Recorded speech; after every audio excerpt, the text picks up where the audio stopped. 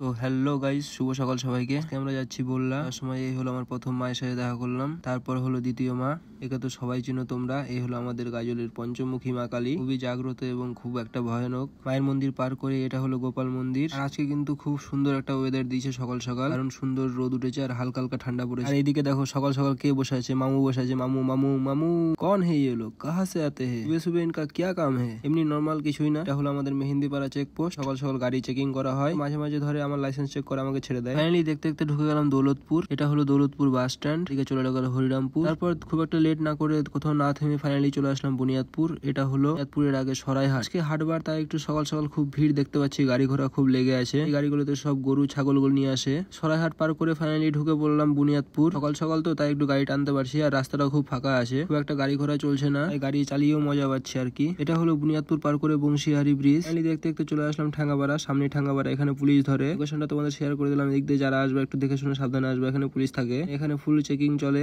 Licence ফাইসেন্স সব check করে। Finally দেখতে দেখতে চলে আসলাম গঙ্গারামপুর আগে পুনঃভবা নদী। এটা হচ্ছে পুনঃভবা নদী, গঙ্গারামপুরের আগে পড়ছে। পার করে ঢুকে গেলাম গঙ্গারামপুর সিটি। সিগন্যালটা দেখলে তোমরা আশা করি চিনতেই পারবা, এটা সবসময় জ্যাম হয়ে থাকে আর এই সিগন্যালটা অনেক বড়। গঙ্গারামপুর পার করলাম, কোথাও না দাঁড়িয়ে সোজাই ঢুকে গেলাম ফুলবাড়ি। আর এই জায়গাটা থেকে প্রায় সবাই কনফিউজ হয়ে যায়, একদম সেম বললার মতো লাগে দেখতে। তো আসলে এই জায়গাটা বললা না, এই জায়গাটা হচ্ছে বাউল। আসলে আমি তো কনফিউজ হয়ে যাই প্রত্যেকবার এসে, তাই না কেউ কনফিউজ হয় কিনা। দেখতে দেখতে ঢুকে গেলাম বললা। এই দেখো লেখা আছে বললা। তারা বললা মেলায় গিয়েছিল, একটু কমেন্ট করে জানাবা। এই রাস্তাটা তো চিনতেই পারছো সবাই, বললার রাস্তা। সবাই কমেন্টে লিখে দাও জয় মা বললা। আর এই হলো বললার প্রধান গেট। আর এইদিকে দেখতে পাচ্ছ আমার গাড়ি লোড হয়ে গেছে। ভিডিওটা ভালো লাগলে একটা লাইক, একটা কমেন্ট রেখে যাবা।